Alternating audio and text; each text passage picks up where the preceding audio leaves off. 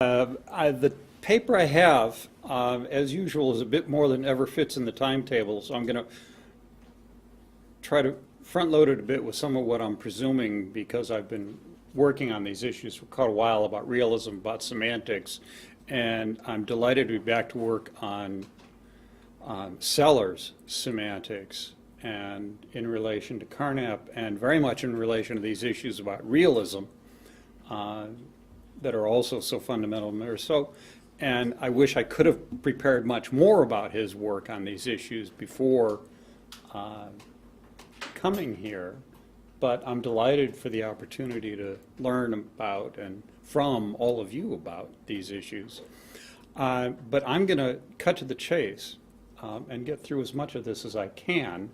The material on the handout is almost identical to what I'm projecting.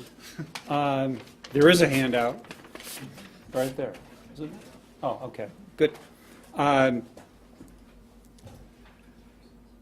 As what I'll be projecting up here, I have added a few things, namely premises that I'm going to borrow from the second section so that I don't actually present them.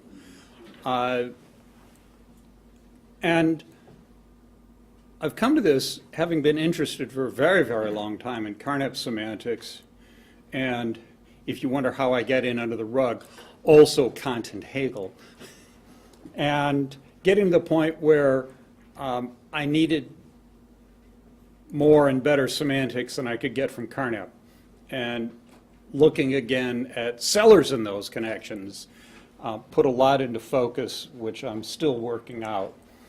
In his critique of Carnap, Sellars contrasts Carnap's formal or formalized semantics to his own proposed philosophical semantics, though without telling us outright just what constitutes nor what justifies some specifically philosophical semantics, nor what such a philosophical semantics is supposed to achieve.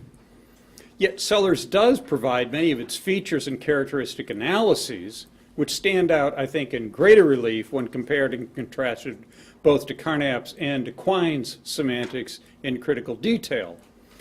So in particular, I'm trying to understand whether or how or to what extent Sellars developed or at least contributed to an adequate nominalist account of universals, yet one consistent with what Peirce called real generals, or what we would call causal laws of nature and of natural kinds.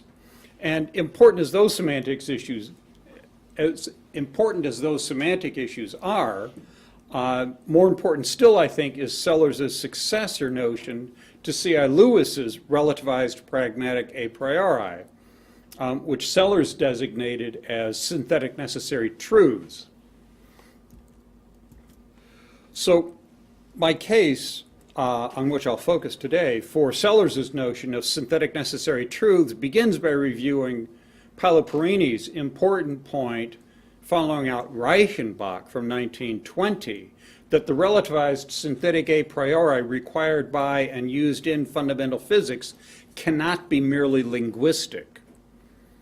And to pose those issues properly, I'll first recount briefly 4 results of how Quine and Sellars respond in contrasting ways to some fundamental tensions in Carnap's semantics in section 2, and then after arguing briefly that the relevant relativized a priori cannot be merely linguistic in section 3, I will then argue in detail that the relevant relativized synthetic a priori also cannot be merely metalinguistic, and I'll be expressly arguing against Brandom at that point, but also against the views developed in several different books by Michael Friedman recently.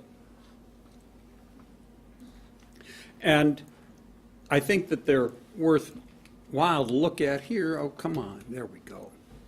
That re-examining these issues gives us really the key distinction between empiricism and pragmatism, the role of that distinction and the contrast between C.I. Lewis's robust pragmatic realism in mind and the world order and his relapse into empiricism, decade and a half later in an analysis of knowledge evaluation, It'll also give us the key contrast between the robust pragmatic realism of classical American pragmatism and metalinguistically inclined neo-pragmatism, and then enabled me to show that Sellars had developed his philosophical semantics on behalf of a robust pragmatic realism.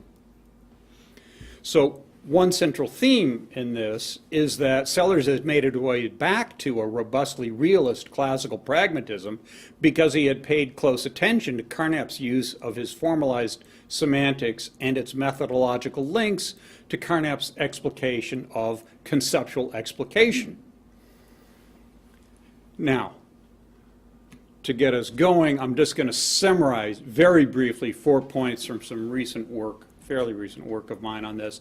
One is that I think the key theme running through Sellars' diagnoses and examples of the myth of the given is that simply being confronted by something does not suffice to recognize it as whatever it is, whether a particular individual of whatever kind or scale, any particular universal is distinct to any other universal, any mark used as a symbol or any inscription, or the kind or features of any of these.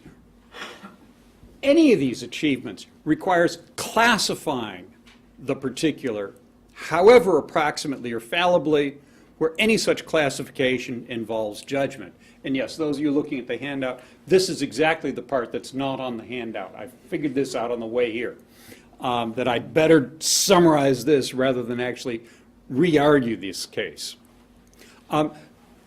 Second point is, Sellars is famous for his dualism, facts and norms, so on. Well, he's following Kant, for classifying anything, whatever, or any kind of its characteristics as falling under any classification to constitute not merely differential response, but to constitute judgment. Whosoever so classifies something must be able to consider whether she judges as she ought. This is Sellars' insight into the fundamental, irreducibly normative character of rational judgment, constituted by assessing which judgment, if any, is proper to make in view of available information and relevant considerations. And this, of course, is a Kantian point from several different places.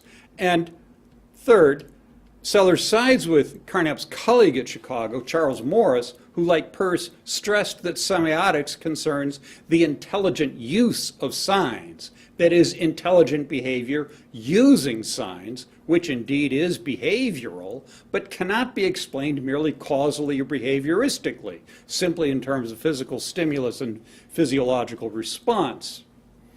And also another regard in which Carnap and Sellars agree with Charles Morris is that although syntax and semantics can be formalized, they are both abstractions from the pragmatics of actual use and uses of language, and pragmatics cannot be formalized. So, on to why the relative synthetic a priori cannot be merely linguistic. I'm going to skip the part on Hugh Price, though I think you'll find that it's, a paradigm case of correlationism. Carnap's semantics views in 1950 point in two opposite directions. In Empiricism, Semantics, and Ontology, his empiricist account of ontology as always internal to one or another linguistic framework requires semantic internalism, because the linguistic framework alone is to specify the relevant ontology of the relevant context of linguistic usage, including the domain of objects or particulars. However, Carnap's account of conceptual explication from the same year requires semantic externalism, because only framework-independent facts, at an utter minimum, rates at which various mundane regularities occur, can provide any context for assessing whether, how, or how well a new conceptual explication improves upon whatever terms or phrases it explicates. Carnap never reconciled those two tendencies. His framework, internal ontology, however, is untenable for internal reasons, and also for a further reason, widely neglected by his successors. Carnap had recognized, indeed he insisted, that his formal syntax and his formal semantics were only two aspects of any complete semantics. The third aspect he himself called descriptive semantics. Its task is to identify which observation statements are uttered by natural scientists. What Carnap calls descriptive semantics belongs to the third class of linguistic studies identified by Morse, namely to pragmatics. Without this pragmatic descriptive semantics, Carnap's linguistic frameworks are officially and inevitably nothing but uninterpreted semi-axiomatic systems, altogether lacking empirical significance or use. This is one of those features of Carnap's views that Michael Friedman chronically ignores.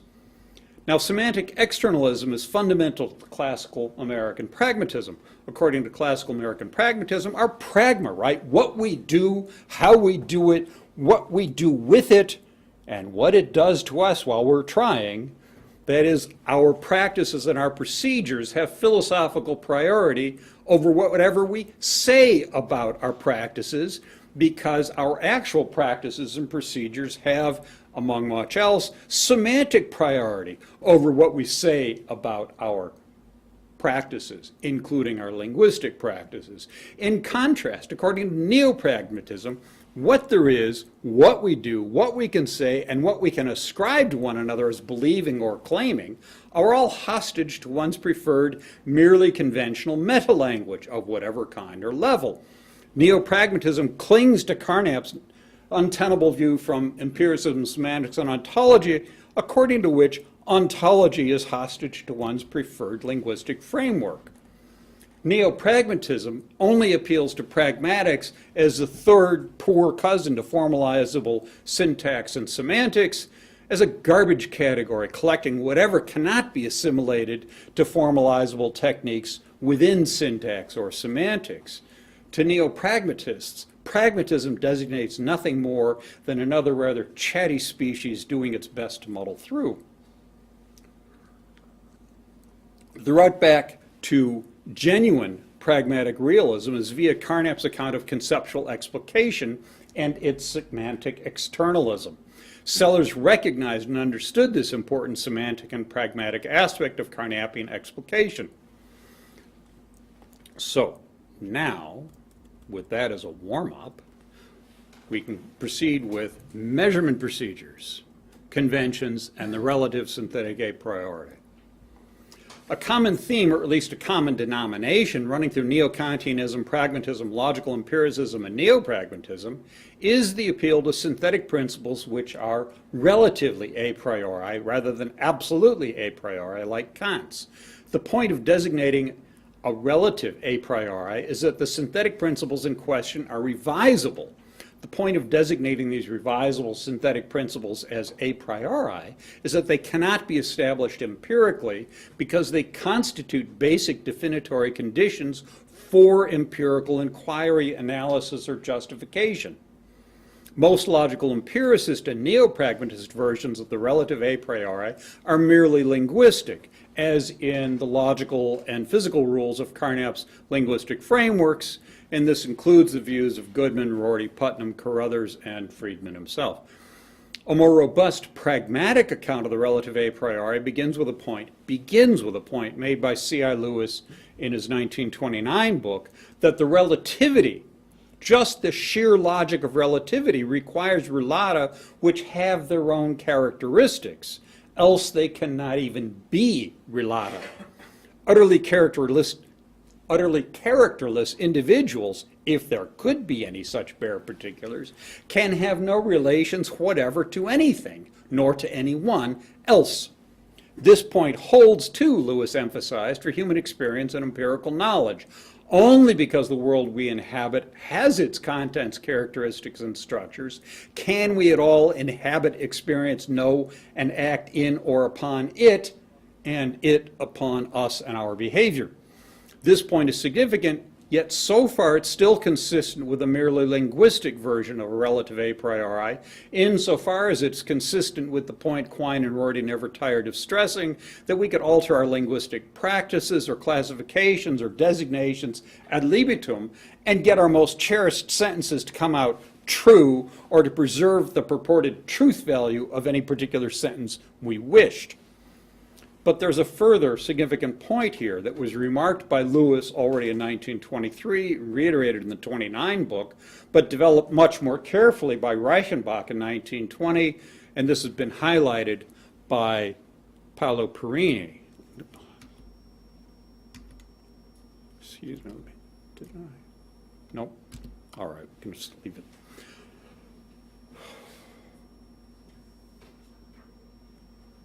The point that Perini has been highlighting, work from early 1980 up to the last couple of years, regards the character and the status of measurement procedures in Einstein's general theory of relativity. This point has antecedents in Mach's treatment of mass determinations, and in express connection with Mach's treatment, Einstein had stressed that certain measurement procedures must be established regarding what is to count as simultaneity, or likewise as equal periods of time or as equal lengths or distances. These procedures themselves can be established neither by experiment alone, nor by theory alone, nor only by theory and experiment together, because these specifications for the measurement procedures are required to conduct any relevant experiments, to make any relevant measurements, and to construct any relevant theory, where establishing them presupposes, though cannot demonstrate, that no other natural phenomenon interferes with their establishment or their use. Mach neglected and misrepresented this latter point. And I'm happy to mention this was made quite clearly by Ronald Lehman in an article from 1991, with whom I had first studied Carnap.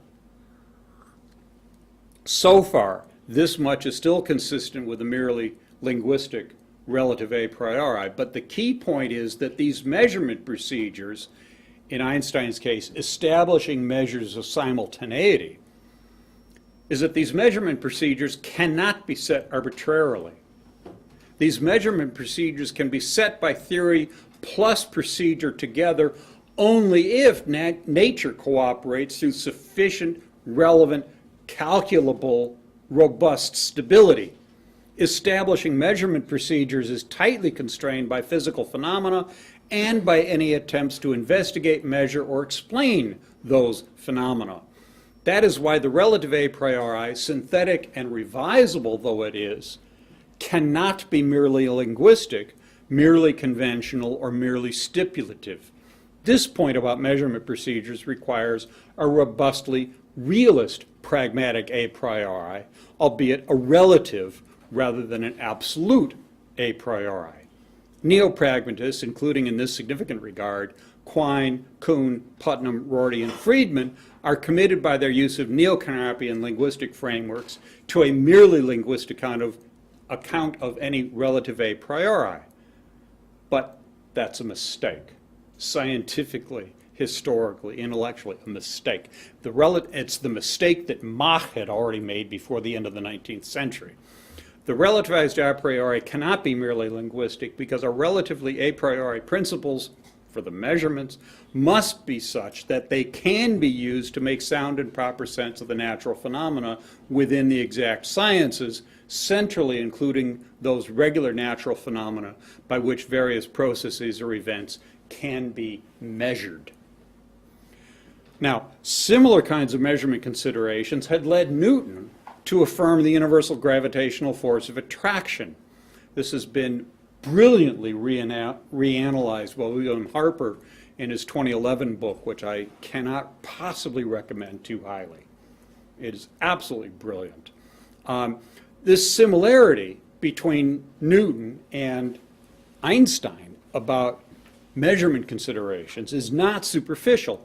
Harper shows that central to Newton's analysis and causal explanation of periodic motions, both celestial and terrestrial, is that the use of various independent procedures to obtain converging precise measurements of a causal parameter which satisfy the two explanatory ideals I've got on the screen, 1 and 2, Roman. First, systematic dependencies identified by a theory make the phenomena to be explained, measure the value of the theoretical parameter which explains it. And second, alternatives to the phenomenon would carry information about alternative values of the parameter which explains it. And as Harper shows, Newton's own methods and explanatory ideals are far more adequate and stringent than anything devised by philosophers of science, including Clark Gleamore's bootstrap methodology. Newton's methodological analysis, measurement, and use of such systematic dependencies is found in many other measurement procedures for causal and for statistical, whether stochastic or ergodic regularities, including those in general relativity, and Einstein knew that. The use of successive approximations to regulate the development of both measurement and exact phenomenological description are also evident throughout Galileo's and Kepler's terrestrial and celestial kinematics. Harper shows, contra Kuhn, that Einstein's theory of relativity better satisfies Newton's ideals of explanatory adequacy than does classical mechanics, even in its highly refined late 19th century form. When provided the relevant data and analysis, Newton's ideals of explanatory adequacy favor general relativity over classical mechanics. And it's pretty clear Einstein understood that. Now,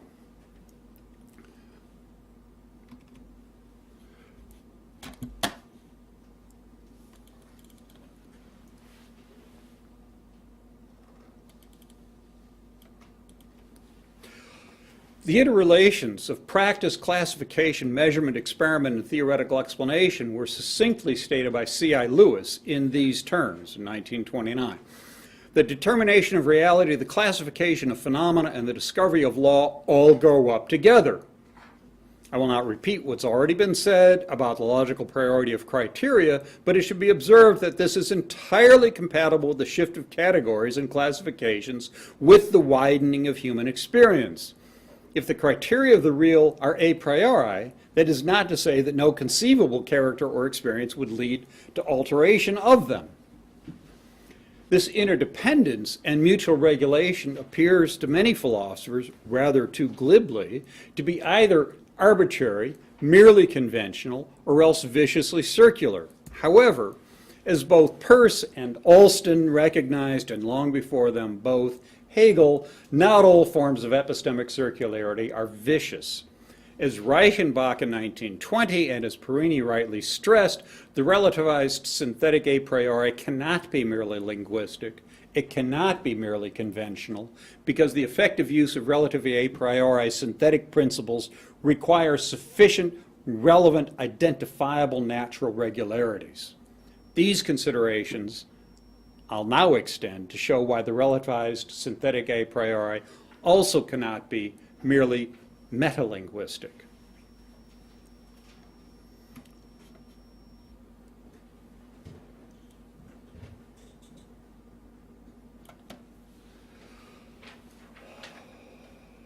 To avoid some potential misunderstandings, when I discuss physical causality, I will speak of causal modalities in the forms of causal processes, causal structures, or causal laws of nature. Physical processes and their causal structures, together with empirical inquiries in physical sciences, are my topic, not metaphysics. I'm also, for this reason, avoiding the common terminological contrast between logical modalities and alethic modalities, because the phrase alethic modalities is a misnomer, right? Aletheia concerns truth and knowledge, literally unconcealedness, not truth makers, that is, actual objects or events or processes, whether causal or otherwise. Kant's account of modality as merely epistemic would be much more rightly designated alethic modality, but it is better, I think, to avoid the designation altogether. than to risk the confusions or misunderstandings it invites. Now, in opposition to empiricism and its semantic atomism, Robert Brandom in his 2015 book identifies and seeks to articulate and justify the following idea at the top of the screen. Sellars' idea is that what one is describing something as is a matter of what follows from the classification, what consequences falling on one group or another has. Now, anyone familiar with classical American pragmatism knows that the idea Brandom here attributes to Sellars is common stock amongst Peirce, James, Dewey, Mead, C.I. Lewis, and not only them.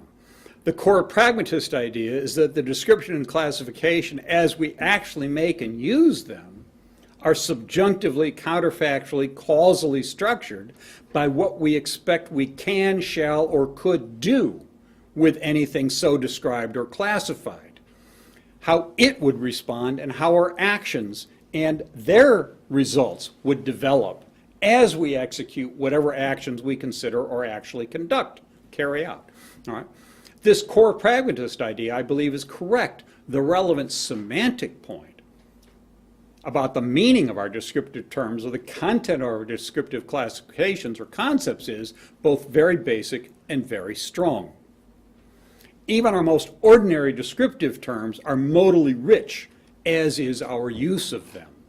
Predicating any characteristic of any observed particular involves expectations of how it can and shall behave in the short, medium, and perhaps even long term, and how it can be observed to behave as we or others continue, however intermittently, interacting with it. Now, Carnap had rejected Quine's extensionalism and developed sophisticated accounts of meaning in terms of intention with an S or classificatory content, including what Carnap calls semantic postulates. There remained a role, however, in Carnap's semantics for non-modal elementary observation predicates because all confirmation ultimately was to be based upon our use of observation terms, instances of which could be completely verified by relevant proper observations reported in simple protocol sentences. Though Carnap wisely eschewed epistemological concerns about infallibility, indubitability, and incorrigibility, his empiricist requirement of complete verification of basic observation statements requires that those statements can be made and confirmed independently of any other statements or terms. This strand of semantic atomism is constitutive of empiricist semantics. Although Carnap did not discuss whether basic observation predicates are or are not modally laden, for statements containing them to be confirmed completely, and thus independently of other statements or terms, requires that these basic empirical descriptive terms only describe occurrent characteristics of whatever is observed. Counterfactual relations cannot be completely confirmed by any individual self-standing observation or observation statement, simply because counterfactual relations are counterfactual, because they constitutively involve non-occurrent conditions which purportedly would trigger other manifestations of the supposed disposition purportedly reported in observation reports or protocol statements. And this is why Carnap required reduction sentences to partially explicate dispositional concepts such as solubility in water. And if that sounds old hat, it is, except that this same problem has turned up even in the most recent devotees of logical empiricist philosophy of science.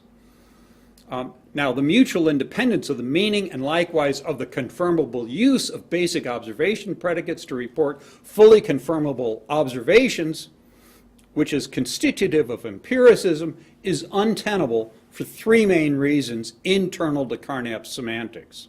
One reason is that, according to Carnap, following Frege, the semantic meaning of an expression is in part specified by which inferences can and which cannot be drawn by using that expression. Which inferences these are, however, is set not only by the predicates in question, but also by the syntactic form of the observation statement or statements in which those predicates occur, and this syntactic form is set by the formation rules of the linguistic framework to which those statements belong. And Sellars duly notes this feature.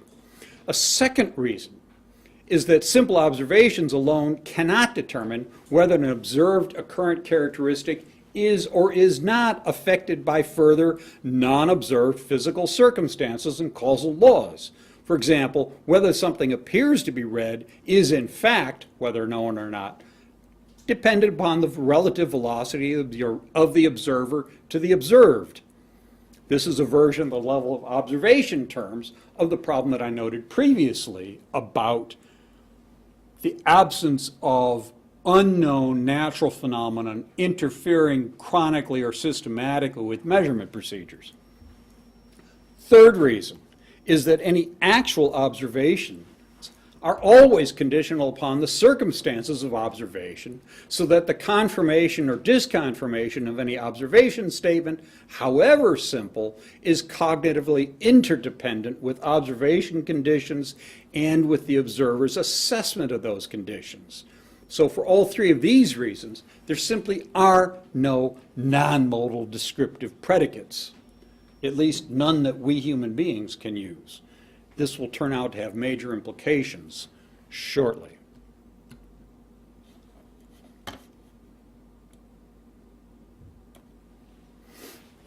Now, Brandom's modal expressivism is designed to articulate or make explicit the modality he says is implicit in ordinary, allegedly non-modal descriptive terms or vocabulary.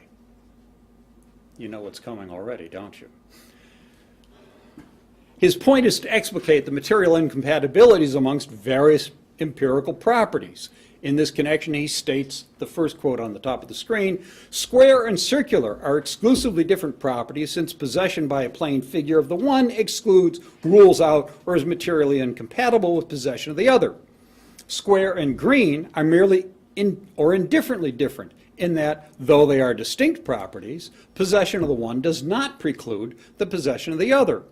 An essential part of the determinate content of a property, what makes it the property it is, and not some other one, is the relations of material, non-logical incompatibility it stands in to other determinate properties. For instance, shapes to other shapes and colors to other colors. All right, these observations are correct so far as they go.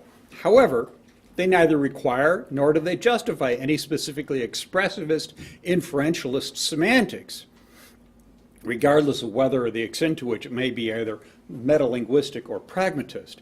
Brandom seeks to articulate these sorts of material incompatibilities by using sentential negations. Sentential negations, however, only provide bivalent distinctions between any predicate term and its negation. Bivalent sentential negations does not express the kinds of material incompatibilities Brandom highlights, which are supposed to include disjunctive families of characteristics, shapes, colors, flavors, species. Yes, such material incompatibilities can be stated in complex sentences in first-order predicate logic, but such statements are no more than logical exercises in translation into logical notation. They neither explicate nor clarify, they merely restate those material incompatibilities, which we must understand and identify prior to and independently of any such logical translations in order to make or to assess any such translation into logical notation. To properly grasp and formulate the disjunctive relations among families of characteristics, Kant did not treat negation truth functionally and insisted upon the logical distinctness of what he called the infinite negative judgment, right, which excludes a particular from an entire class of mutually distinct characteristics. Now, Brandom stresses that inferences involving dispositional properties and most material inferences are non-monotonic. Here's the next statement in the middle of the screen now. The subjunctive conditionals associated with dispositional properties codify inferences that, like almost all material inferences, are non-monotonic. That is, they are not robust under arbitrary addition of auxiliary premises. Brandom is correct that material inferences, and especially those involving causal dispositions, are non-monotonic. And he is correct that this feature is not repaired or removed, but only acknowledged by explicitly tacking on a ceteris paribus clause, which typically is understood implicitly in causal reasoning, whether common sense, diagnostic, forensic, or scientific. The non-monotonic character of causal reasoning, however, only underscores the irrelevance of sentential negation to explicating the kinds of material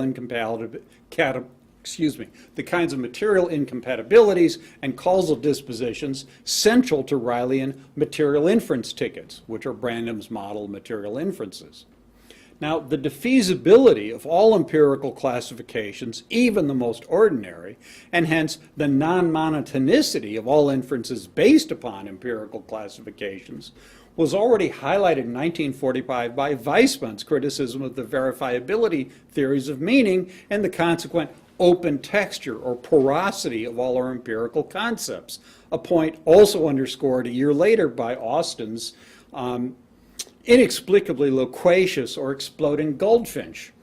Their points about the open texture of empirical concepts and the defeasibility of our use of them corroborate the point that I made earlier about conceptual explication supplanting conceptual analysis, which had always had aspired to identifying necessary and sufficient conditions for the proper use of some puzzling concept. Now, Goodman had made a general case about counterfactuals, which Van Frosten had used to support his constructive empiricism. The general case about counterfactuals was reaffirmed by Hempel in 1988 when announcing the demise of logical empiricist philosophy of science, well after these points had been developed by Frederick Will, 1969, to argue for semantic and mental content externalism, and again for robust pragmatic realism. Now, perhaps Brandom is correct that a substantial body of literature on dispositional causality neglects the non-monotonic character of any actual empirical statements about dispositions, but apparently both he and those unnamed authors neglect long-standing achievements within philosophy of language, philosophy of mind, epistemology, and philosophy of science. And I think I know why he's ignoring this. And that's what I'm calling his lingering logicism.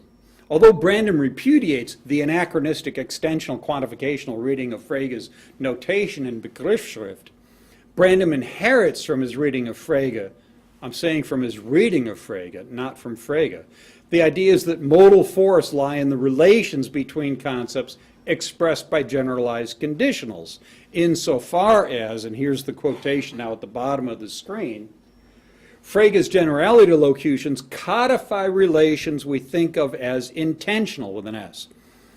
Fregean logical concepts are indeed second and higher order concepts, but more than that, the universality they express is rule-ish. Frege's logical vocabulary permits us to assert necessary connections among empirical concepts that themselves can only be discovered empirically, physically or causally necessary connections.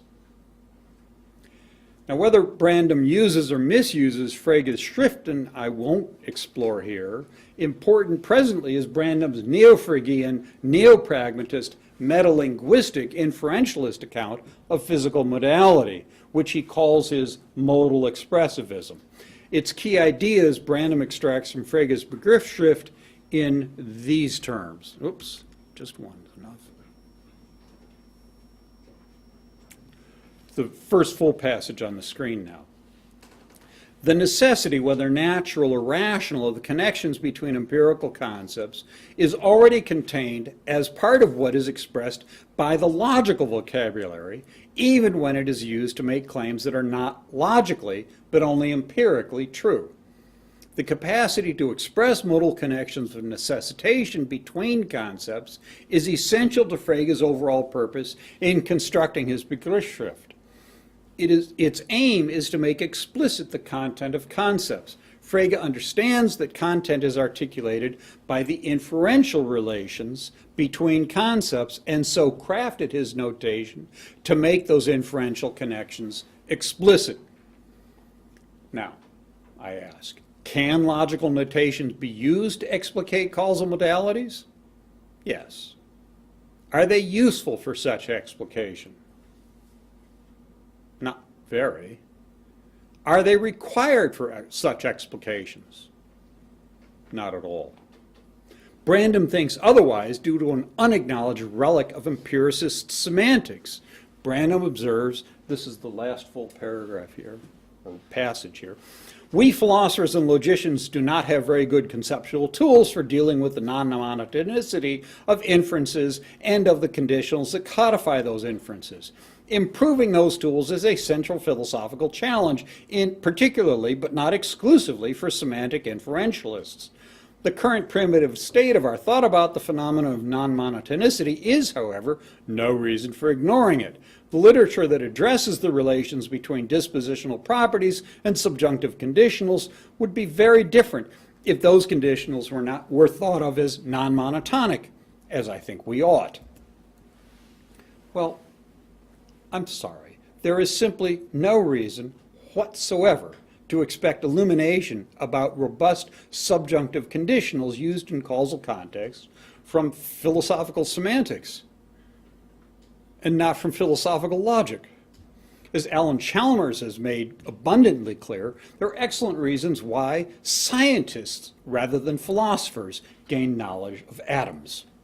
And as Bill Harper has made abundantly clear, there are excellent reasons why scientists, rather than philosophers, devised robust methods for the development, refinement, assessment, and justification of dynamic causal theories which precisely measure the forces in question.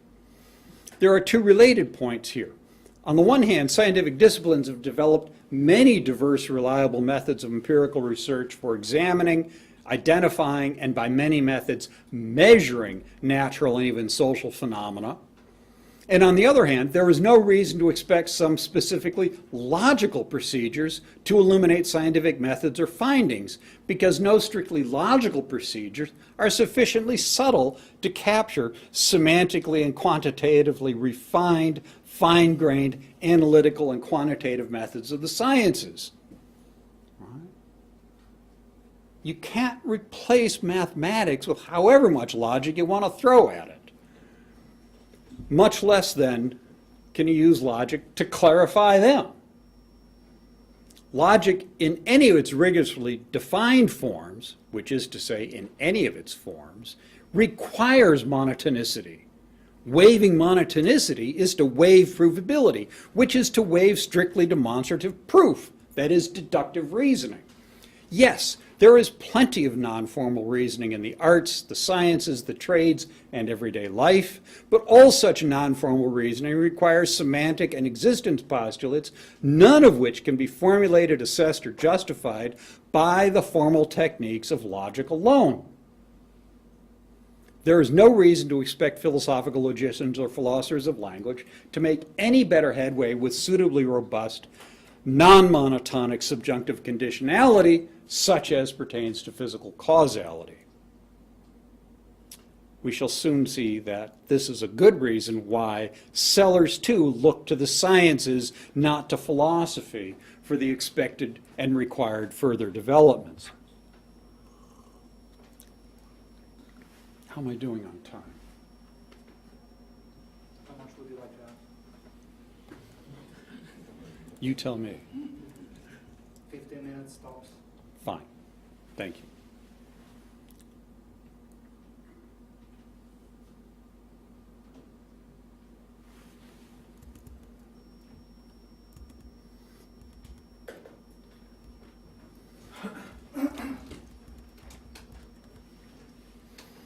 I'm not even halfway done grinding Brandom on this one, but I'm going to cut it to the Sellars.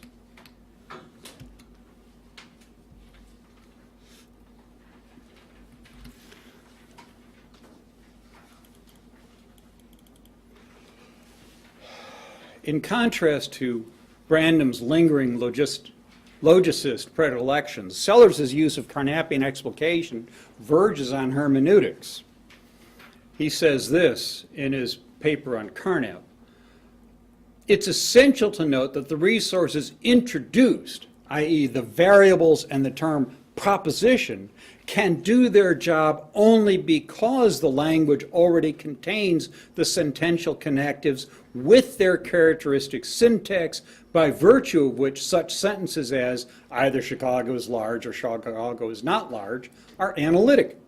In other words, the introduced nominal resources mobilize existing syntactical resources of the language to make possible the statement, there are propositions. Now, this point is really worth emphasizing because it shows how Sellars appreciated this feature of Carnap semantics that Quine never got, and neither, by the way, did Brandom. Right? Carnap was always happy to use one or another natural language as an informal meta-language for constructing and assessing and developing any one of the linguistic frameworks, or even the semantics and syntax for linguistic frameworks, as he chose. And it was exactly Carnap's unconcerned appeal to informal natural languages for that use that drove Quine around the bend. Carnap had that one right, though, and Sellars knew why. Right? Sellars clearly recognizes that we are able to state explicit definitions only because we already are competent speakers and thinkers. This point holds both with regard to ordinary language and to any explicitly stated meta-language or linguistic framework. This circumstance appears to be a predicament, as it did to Quine, only if one denigrates ordinary or any lower level order language by insisting that these can only be fit for use if, when, and insofar as they are specified by an explicitly defined meta-language.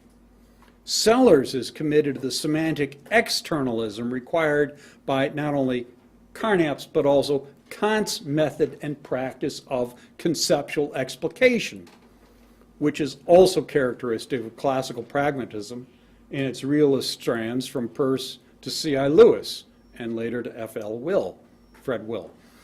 Like the classical American pragmatists, Sellars knew that there was no problem about how to relate modal vocabulary to some basic non-modal, purely descriptive vocabulary, right? That's what Brandom takes Quine's problem to be. Brandom's finally going to solve it, but I'm sorry, it's a solution looking for a problem for itself. Sellars discusses our typical common sense ways of distinguishing between how things look and how they happen to appear, keyed as they are to our common sense understanding of lighting conditions. Sellars' example of the tie in the tie shop and its apparent color inside and outside, artificial and natural light, is a direct counterpart to Carnap's 1949 protocols regarding the presence of his keys on his desk. And Sellars' example makes plain that even the simplest observation report is not made in isolation from other considerations regarding one's observational circumstances, nor from one's corrigible understanding of the character and characteristics of whatever one observes. Sellars' point is at once semantic, epistemological, and ontological, just as one should expect of a robustly realist pragmatist. I'm going to take these 3 points separately, starting with the epistemic point.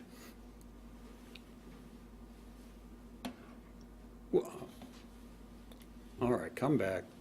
I had noted earlier that Carnap's empiricist semantics must maintain that basic observable predicates can be used in protocol statements, each of which can be fully confirmed or disconfirmed independently of any others. This cognitive justificatory independence is the Achilles heel of empiricism. And in Analysis and the Knowledge of Evaluation, Lewis formulated that point in these terms. Oh, come on, it's got to be in there someplace. Yes.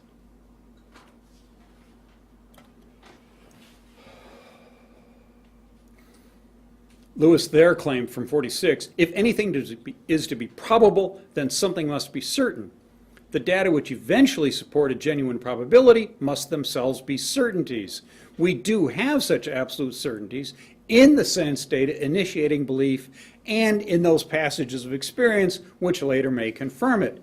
But neither such initial data nor such later verifying passages of experience can be phrased in the language of objective statement, because what can be so phrased is never more than probable. Our sense certainties can only be formulated by the expressive use of language, in which what is signified is a content of experience and what is asserted is the givenness of this content.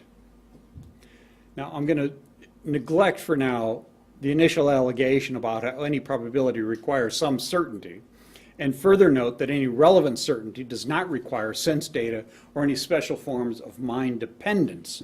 The key point that's at work here is these alleged empiricist certainties are obtained in exactly the way Descartes did, by defining, as he did, sensing strictly speaking as whatever he seems to sense, seems to see, seems to hear, seems to feel, nothing more, nothing less, and nothing other than exactly that. Right, second meditation. This is to assimilate the alleged object of perception to the propositional form of whatever one takes oneself to perceive at that moment. Such certainties must be momentary, and they must be indicative. They must be momentary because whatever now appears to one may change unexpectedly at any moment in some apparent, if aberrant, way. And they must be indicative. They must concern only manifest occurrent qualities and merely apparent quantities, expanses or shapes, because any dispositional characteristic may manifest itself differently in different circumstances or on different occasions, none of which can be apprehended presently.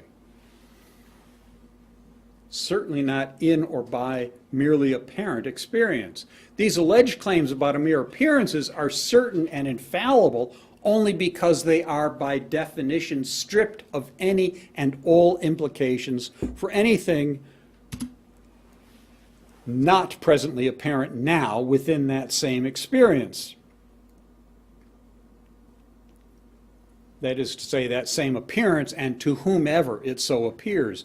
This cognitive justificatory point, and it alone, requires any empiricist supposition regarding the mutual independence of observation predicates and individually completely confirmable or disconfirmable protocol sentences. The cognitive epistemological justificatory problem is that once such claims are stripped of any and all further implications to ensure that they are infallible, incorrigible, and certain, they can provide no cognitive justification whatsoever regarding any other or further empirical circumstance, not even in the next moments. This epistemic point holds independently of semantic issues about the language purportedly used in formulating any looks talk. The complementary semantic or conceptual point is the following. Our ordinary descriptive vocabulary is modally rich insofar as predicating any characteristic to any individual uses the material mode of speech, the thing language, as Kant called it, in which we discuss perduring objects and their features. Any merely momentary fleeting appearance of something or other we do not ordinarily regard as the perception of one of its features.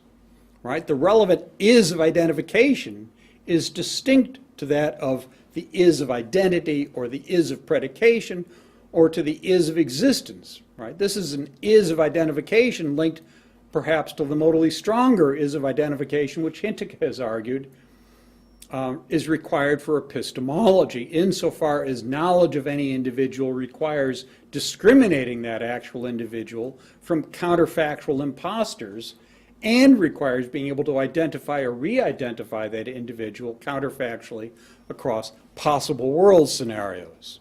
in which that individual recurs, though in different circumstances than it actually inhabits.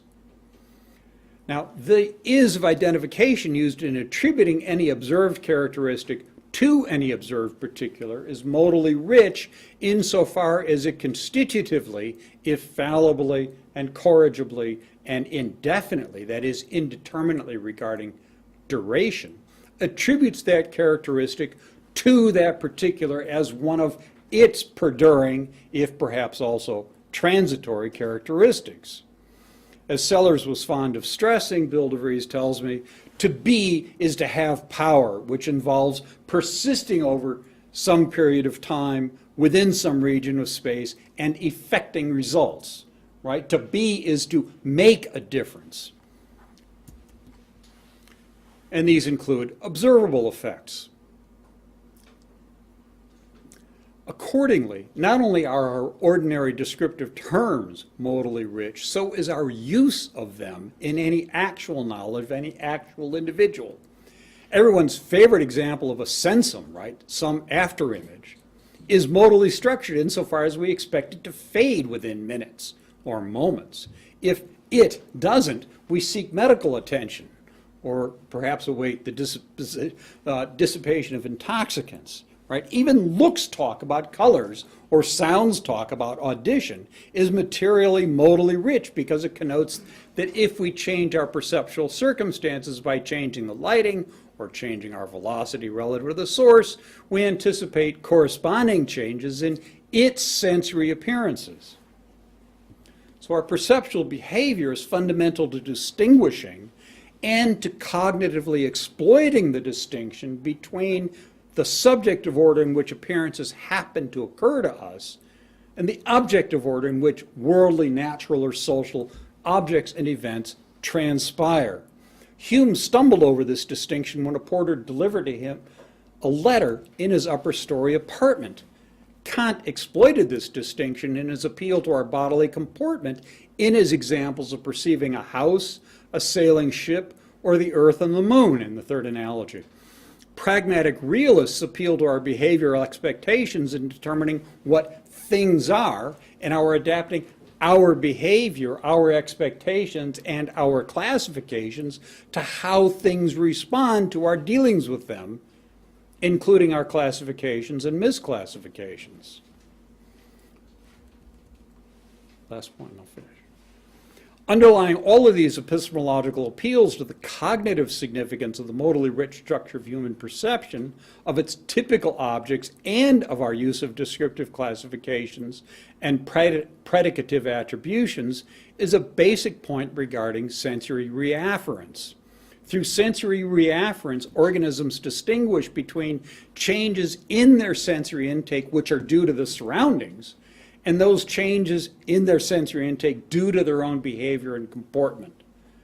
Neurobiologist Bjorn Brems reports on the fundamental role of sensory reafference identified by research, recent research, much of it his own, on the behavior of invertebrates, including snails, worms, and fruit flies. This research reveals, the summaries on the screen, a general organization of brain function that incorporates flexible decision-making on the basis of complex computations, negotiating internal and external processing. The adaptive value of such an organization consists of being unpredictable for competitors, prey, or predators, as well as being able to explore the hidden resources of the environment deterministic automats would never find. At the same time, this organization allows animals to respond efficiently with tried and tested behaviors to predictable and reliable stimuli.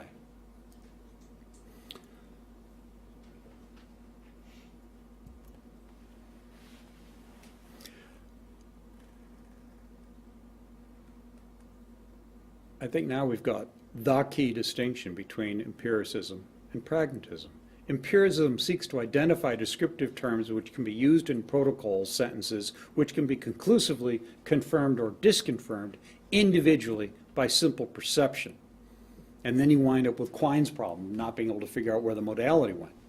This cognitive requirement dictates a fundamental role for semantic atomism, specifically requiring non-modal basic descriptive terms To both empiricists and to neo-pragmatists, pragmatism is merely pragmatics, the morass of linguistic phenomena which defy assimilation to formalizable syntax and semantics.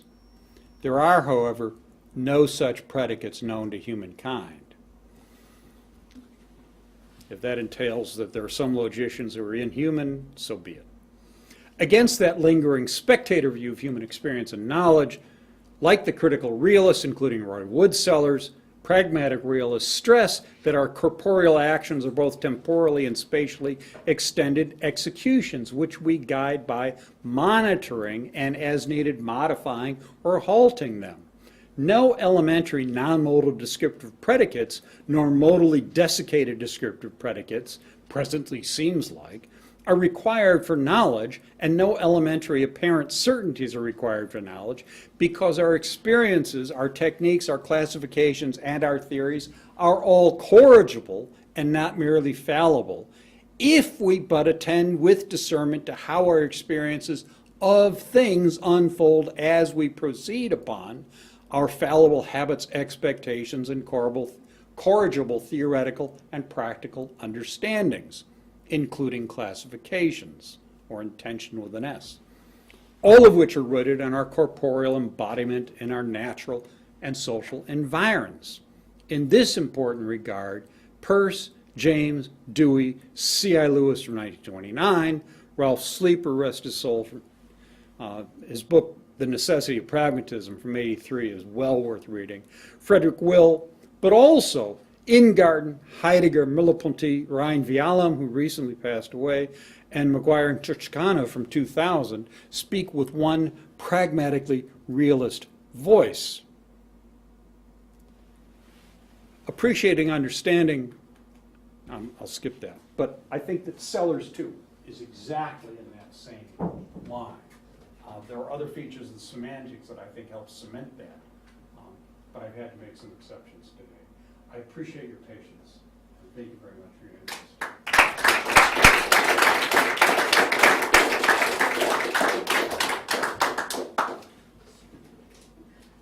Hey, Ken, I was just going to try to make out that Brandom isn't as bad as we were saying. That he looks like a logicist, lingering logicist, and what he's saying. But he's got two different things going on, right? One, he's happy to say that these if-then counterfactuals, where they come from, Sellars was right, he says, and he says it's semantically externalist. It's in our engagements with the world, you know, scientifically, ordinary life, and you get these inference tickets come from world-involving inquiries into things like copper and its conducting electricity and so on and so forth. So that's one project, but then he'd be willing to grant all of your antecedents you were citing, that they've done this first and so on. He goes through it himself, Kant versus Hume, you know, and so on and so forth. So it is semantically externalist. It seems to be sympathetic to the way Sellars is doing it there. But then what he thinks, there are two different things that you can do as a philosopher then, semantically and logically. You can take a representationalist paradigm and use possible world semantics. And I think he correctly thinks that that's not going to be the way to cash out modality, living modality, basically. You can model it using possible worlds, but that's not going to be the best account.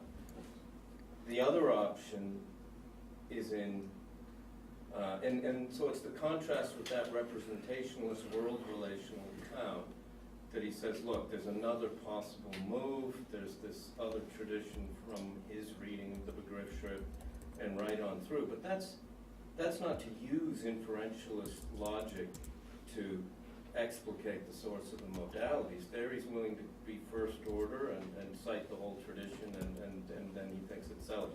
There's another way to go, which is Sellars' way, which is metalinguistic in that way, but then unlike Brandom and Kant, is not modally realist. Sellars ultimately bottoms out in picturing where there's nothing modally real ultimately in reality. Now what Brandom says is, so that's the two-part question. On the one, he's not seeking to explicate ordinary causal modalities as a logicist, an inferentialist logicist. Who he?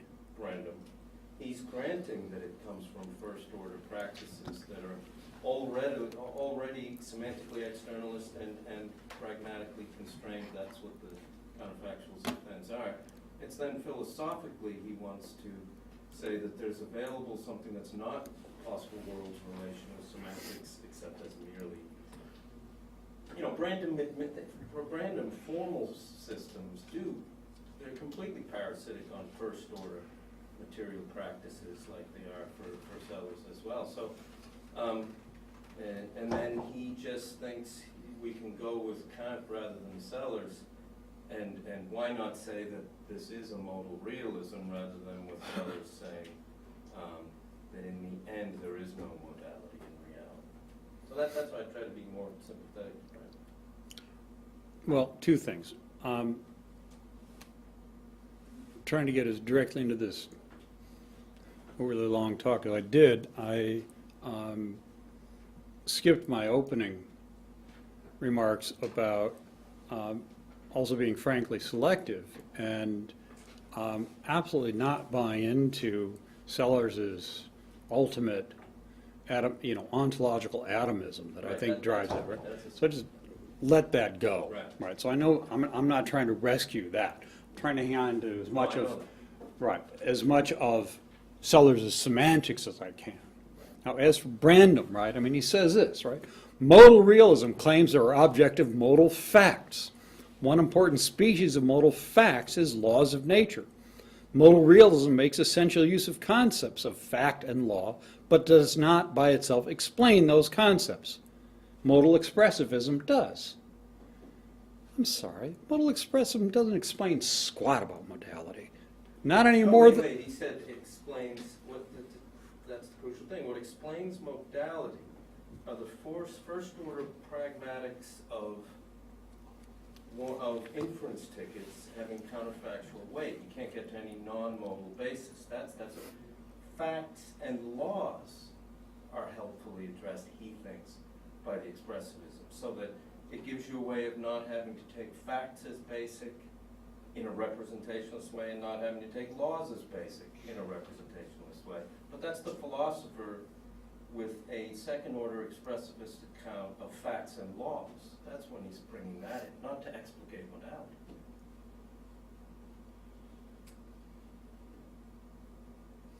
Sounds like 6 of one and half dozen of the other right now. This is just one of quite a number of passages from Brandom that I skipped. The other thing is that all of that stuff about, how he's going to come in with some kind of modal expressivism that's going to address these issues of non-monotonicity, I'm sorry, that's a pipe dream. But he takes non-monotonicity as basic at the first-order level, again, just like the modality. That but he's got nothing to add. Absolutely nothing to add. He's trying to add a perspective as a philosopher that'll avoid all the look at philosophy today. It's rampant with representationalist philosophy's rampant today with representational referential primitives, which are used to explicate modality, and you just take possible worlds as basic. That's when Brandom is, that's what he's concerned to combat. Right. One of the great benefits of having trained not on the East Coast was in my second year getting a fat dose of West Coast semantics. And I would never have been tempted by the possible world stuff emanating from the East Coast to begin with. But having had a whole lot of Kaplan and Donnellan up front and early was a lifesaver in a lot of ways. Now, if Brandon wants to talk to all those people that think that possible world semantics actually is semantics, No, he's have a with- nice tea party. He's with you. That he doesn't. No, he's not. He's anti-possible world semantics as doing anything that's Yeah, not- but his modal expressivism, what's it doing? Right? Well, okay, you're throwing out a perfectly good problem with a bad solution, right? The truth of the matter is... No, it's a bad solution to a non-problem. No, it's not, because, look, you say that like, we just need monotonicity for logic. You're ignoring the whole substructural logic tradition. Like, you're ignoring relevant logic, non-monotonic logic, linear logic, computability logic, right? That you're ignoring the frame problem in artificial intelligence, right? And frame semantics, right? There is not just a bunch of particular problems to be solved by the specific mathematical solution to the given sciences here. There is a general logical problem. Brandom puts his finger on it and then does a really, really bad job of addressing it. Brandom's logic has lots of problems, right? But that doesn't mean that the idea of modal expressivism and a fortiori, the idea of taking non-monotonicity seriously is valid. The way to take non-monotonicity seriously is to go into the sciences and diagnostics. Artificial intelligence, right? Artificial You mean- intelligence needs to deal generally with the issue of coming up with ways of mapping relations of relevance between variables. Yes. Right? That's the issue of framing, right? Yes. That's a general problem. It's one Yes. which has logical structure and can't simply be pushed off onto the Either that or science. maybe AI is a pipe dream. If that's the position that you're going to take, fine, right? But that's the position you have to take if you want to. The reason why the AI problem has a logical structure has to do with the structure of the programming languages that they have to use. No, Yes. there's a deep relationship between logic and computing and type theory, right? And it has natural mathematical structure that we're still uncovering. Mathematically, yes, but not in the sense of mathematics that you're dealing with, not in the sense of the specific measuring principles of given positions. No, what you're dealing with high-level, a priori mathematics of computation, right? Like, you start at the Curry-Howard isomorphism and you work out. It's not to do with specific implementations of programming languages. It's about the design of programming languages and the design of things like artificial intelligences that will be based on them. If there is any such thing as AI. Nobody's made any of it yet. If you're a functionalist about the mind, which... Excuse me, in what variety of functionalism? Huh? What? What variety of functionalism? Sellars is variably functional. If you're a Sellarsian, right, then you've got to give a really good reason why you don't think it. You think AI is impossible, right? Because theoretically, it's got to be functionally realizable, and like computation gives us the best way of thinking about the constraints on such multiple realization.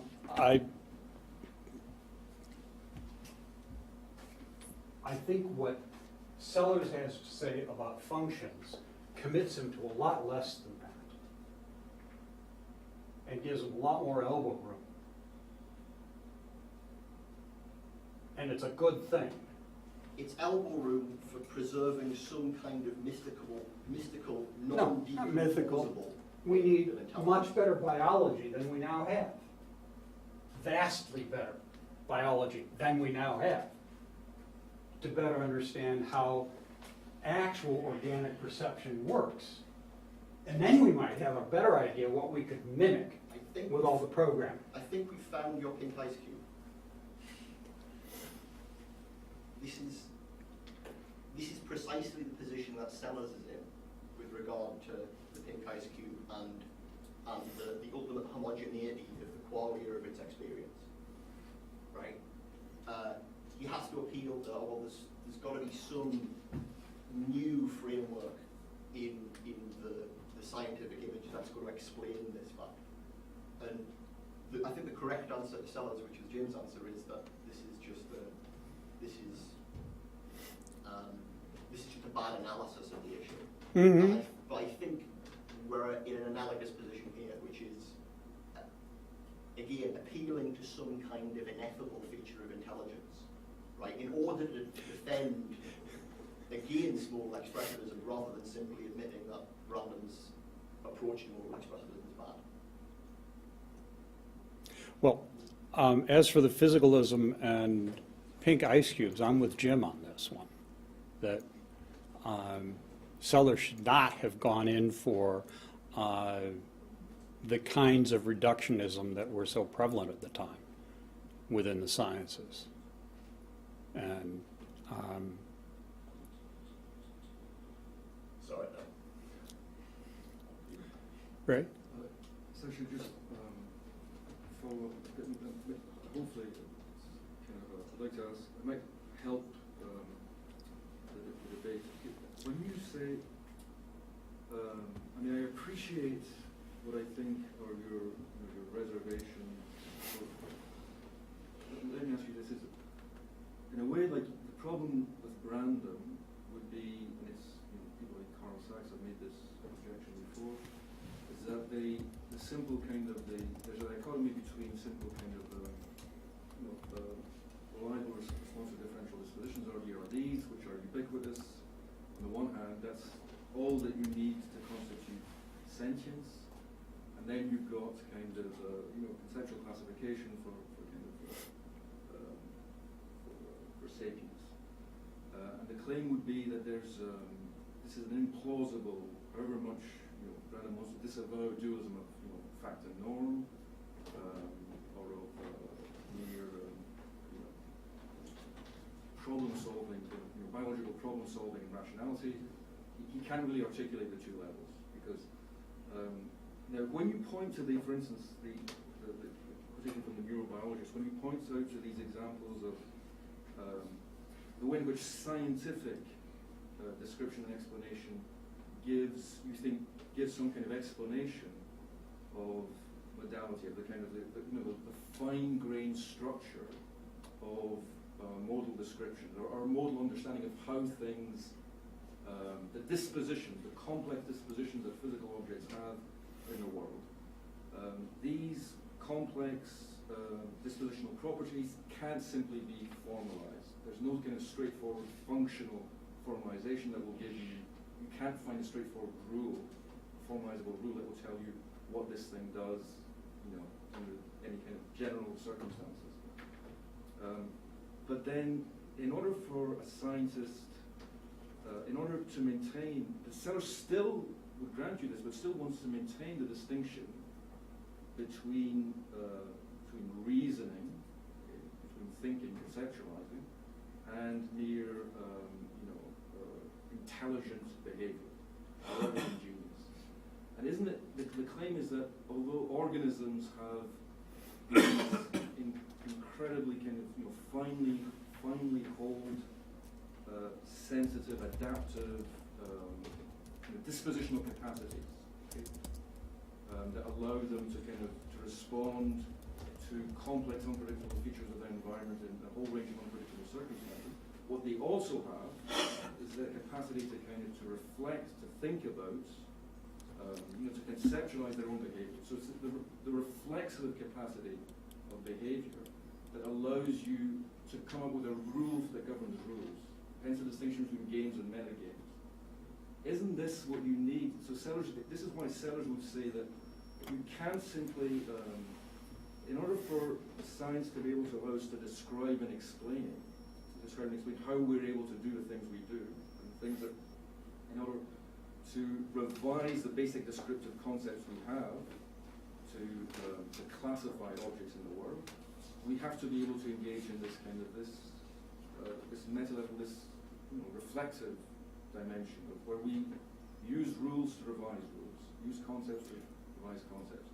And this is something that can be, in a way, informed by empirical description, but he still, Sellars, is part of what Sellars is saying, that science needs to be, the task of philosophy is precisely to identify this meta level, where you need to be able to understand what's required to have a rational process for rule revision, which the empirical science, empirical description, however kind of sophisticated, will never generate spontaneously on its own. Yeah, it's partly because the rational rule revisions are always done with regard to a variety of relevant rules, but as never simply a function of those rules. All right, that goes back to this point. All right, and that's Kant, straight out of the first critique.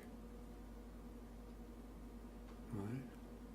It's not judgment unless a person making that act can assess whether she judges as she ought in view of the available relevant information, classifications, circumstances, all the rest of that, right?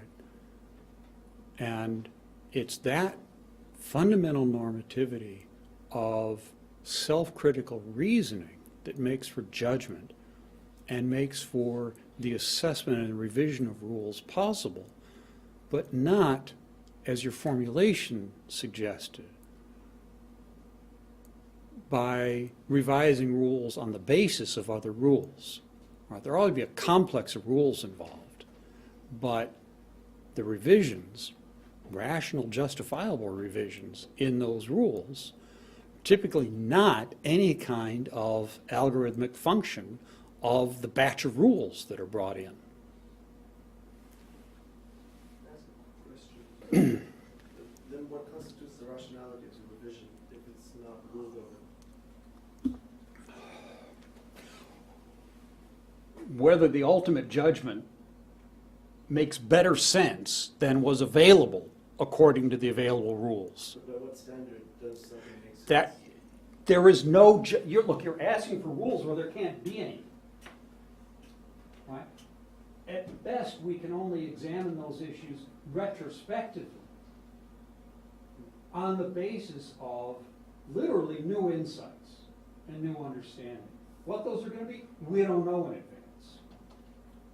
If the rule revision doesn't take place unless there's a reason to revise. Yes, but that reason alone won't give you the answer to the question you ask, right? I mean, the Lorentz equations were completely non-symmetrical, right?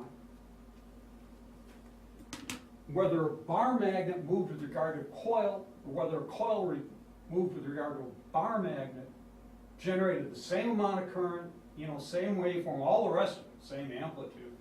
But the Lorentz equations for those two different calculations not only were radically different, they were completely non-symmetrical. And his reason for making them different in the way that he did was that it mattered materially which of the two items moved with regard to the ether. Well, when you say that, what do you No, say? wait, Yeah. right? Now, that's Einstein's point of departure, right? This is not a That's secret. Brandom's bread and butter too. I mean, that the material they had. I mean, how do you register that intellectually? The material difference. I mean. Brandom isn't helping us understand any of this old history.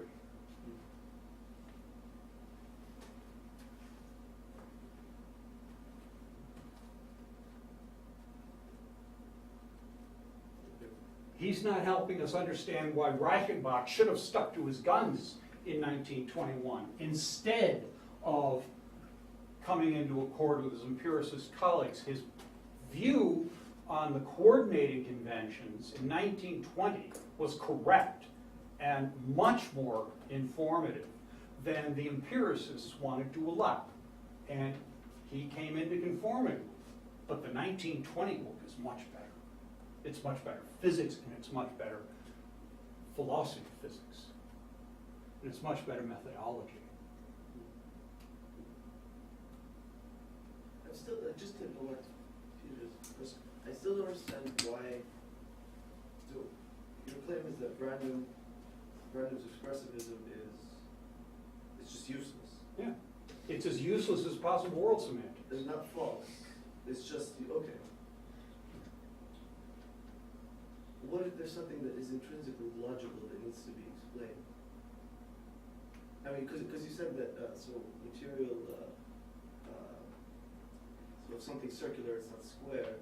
And he said that he puts these down in terms of... What I said was that Yeah. the kinds of material incompatibilities that he's interested in are not, they can only be restated but not explicated using sentential negations, because sentential negation. It's a bad explanation. It's not that... It's not even a bad explanation. Well, it's inadequate, sure, if you put it this way, but I don't understand why the problem's not a real one. Which problem? So if something's not circular, if something's circular, then it's not square. If you want to understand what's going on there, you're much better off reading Kant on infinite negative judgments in the first critique than you are reading Brandom. The other side of that is, and this is what comes out in Random's book on Sellars, if you follow him down that line, what he ends up doing is accidentally recreating Aristotle. Basically, what he shows is you can get Aristotle out of these judgments, but why would you want to be David Wiggins again? Exactly. Basically. If you want to see the logic done right, read Michael Wolff, who does go back to the Aristotle and cleans up the squares of opposition and points out, look, you want formal logic? That's it. You get the squares of opposition, and those you've got provability solely on form. And beyond that, you need existence or semantic postulates of just the kinds Carnap talks about. And that's fine, but those existence and semantic postulates are not accessible solely on the basis of formal logic. Now, I'm happy with that. Huh? I'm as happy with that as Carnap was. And C.I. Lewis, who noted the same phenomenon. And those existence and semantic postulates get revised a lot. This is one of the things that happens in science and the history of science. But strict deductive logic requires strong formality requirements. And everything else brings in semantics and existence postulates that aren't assessed strictly in terms of deductive provability. And Brandom's modal expressivism isn't helping us get around that at all.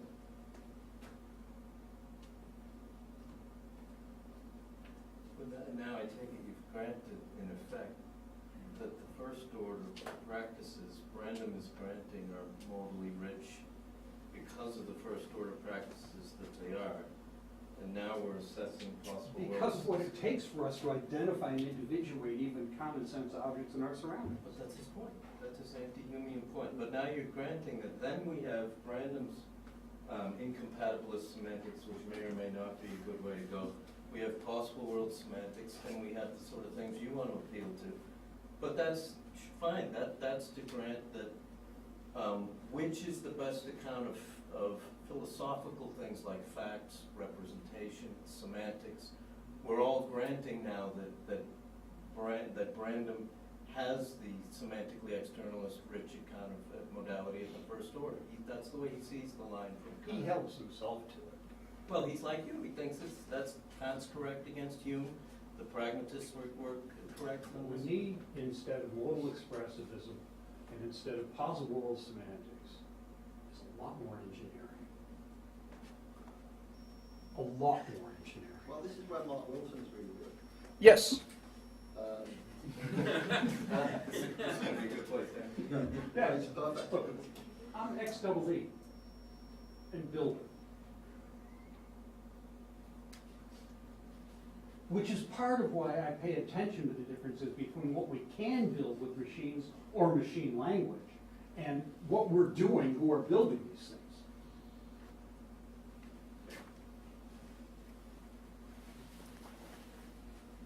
One way to reframe what's going on at Brandom, which might be helpful at this point, right, is, and this is not something that's in Brandom, but it's a better way of read. So Brandom has this hierarchy of inferences from making it explicit, which occasionally reappears. So he has this difference between modal incompatibility inferences, committive entailments, and permissive entailment, right?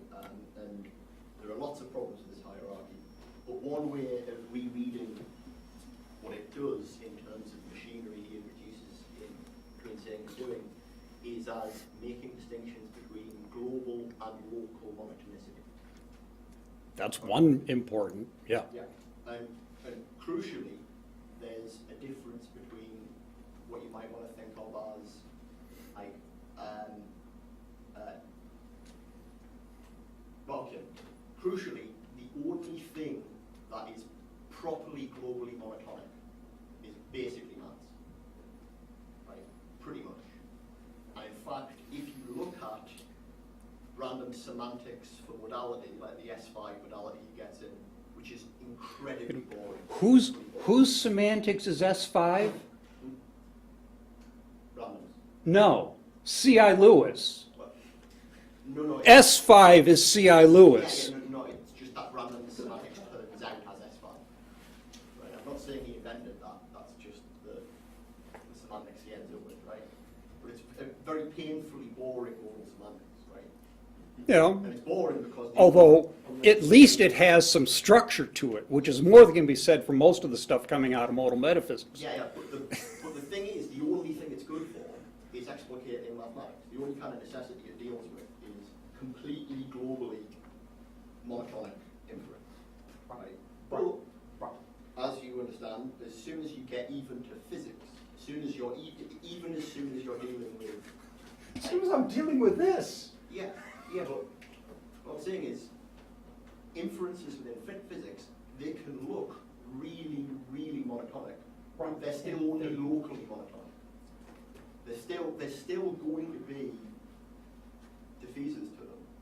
It's just that. Okay, and that's partly because the semantic and existence postulates are rich and have been chronically neglected by formalizing philosophers. Yeah.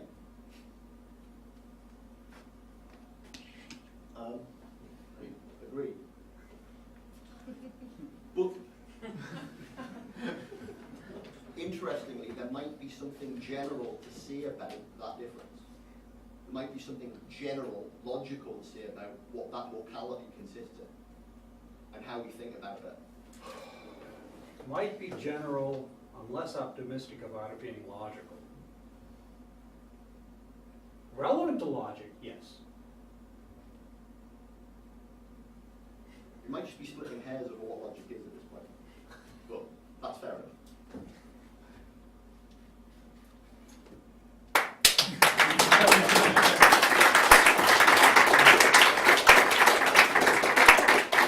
Thank you all very much.